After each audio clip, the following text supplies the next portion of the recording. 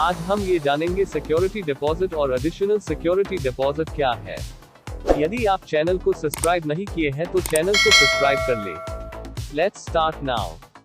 Security deposit 45 days की average consumption का advance bill होता है जिसे नए कनेक्शन लेते वक्त डिपॉजिट किया जाता है। आइए अब समझते हैं कि डिपार्टमेंट इसे क्यों चार्ज करता है।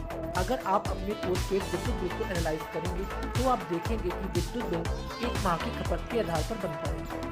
इसके अतिरिक्त बिल में 7 डेज अथवा 15 डेज की ड्यू डेट भी मेंशन होती है। एक्चुअली SBM या डाउनलोडेबल बिल के केस में मीटर रीडर उपभोक्ता के घर आते हैं और उसी समय रीडिंग लेकर बिल दे देते हैं। इस तरह के बिल चूँकि उपभोक्ता को तुरंत मिल जाते हैं तो इसमें 7 डेज की ड्यू डेट मेंशन होती है। ऐसे बिल जो AMR अथवा MRI के थ्रू बनते हैं और उपभोक्ता को बाद में उपलब्ध कराए जाते हैं उनमें 15 डेज की ड्यू डेट होती है।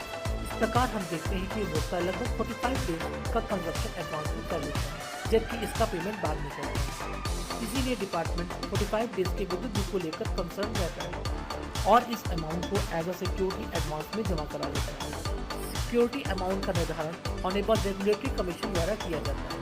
आइए अब जानते हैं एडिशनल सिक्योरिटी डिपॉजिट क्या होता है। वित्तीय वर्ष के आरंभ में गत वर्ष के एवरेज बिल का 1.5 टाइम्स अथवा 45 डेज के बिल के बराबर सिक्योरिटी डिपॉजिट होना चाहिए। इस प्रकार जो सिक्योरिटी अमाउंट जमा है उसे घटाने के पश्चात यदि अतिरिक्त सिक्योरिटी अमाउंट की आवश्यकता होती है तो उसकी मांग एडिशनल सिक्योरिटी डिपॉजिट के रूप में उपभोक्ता से की जाती है। इसके अतिरिक्त प्रत्येक वित्तीय वर्ष के पूर्ण होने पर जमा किए गए सिक्योरिटी डिपॉजिट पर यूटिलिटी द्वारा इंटरेस्ट दिया जाता है जिसका समायोजन उपभोक्ताओं के वित्तीय बिल में कर दिया जाता है।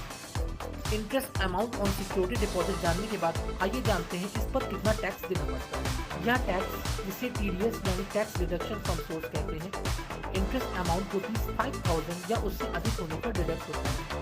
पैन कार्ड आपके कनेक्शन से लिंक होने पर TDS इंटरेस्ट अमाउंट पर 10% और पैन कार्ड लिंक न होने की स्थिति में TDS इंटरेस्ट अमाउंट का 20% व्यय होता है।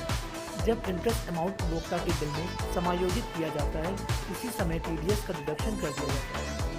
हम आशा करते हैं कि आप इस जानकारी से अवश्य ही लाभान्वित हुए।